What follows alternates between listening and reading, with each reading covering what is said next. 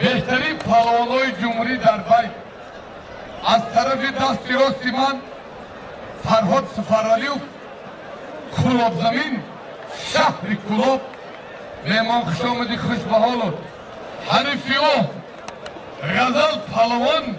ناحیه یوان یک تفرزگل یا بوز یا قولین یا نبار اینامی صاحبای مرکه مربچهای دهی بود اینامی اکمل غلاموف 1000 سومون در نام غزل اینامی تالار ورزش 200 سومون در نام غزل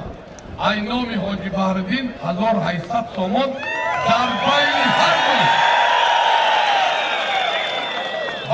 هر دوشتا ایا زیاد خوب کرده کسی من ایسار بزی بگه اگر کسی یافتو باشه بیایند تلفن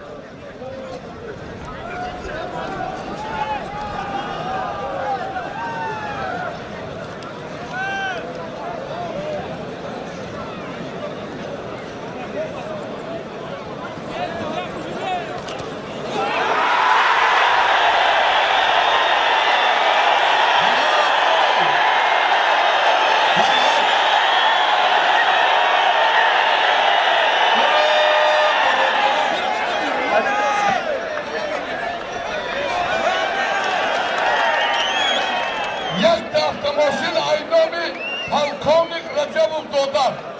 با شرط مرولت کی نال با شرط کی بگشمی های بالیا دادا خان قربان علیم کجا دی بهترین پهلوانی ونج بهترین پهلوانی ناحیه یوان رشید بدخشان غزل یوان ای خوش به حال هر دوتان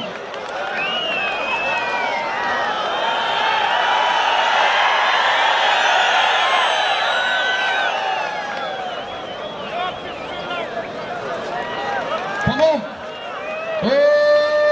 برادران توجدی مری خوش به حال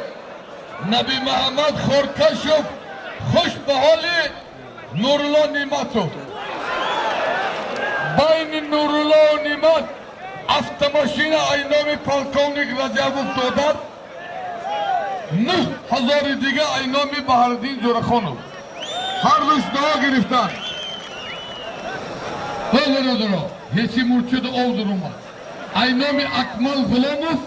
1000 سومون دیگه در نامی غزل پهلوان یوانی خوش به حالت اکمل غلاموف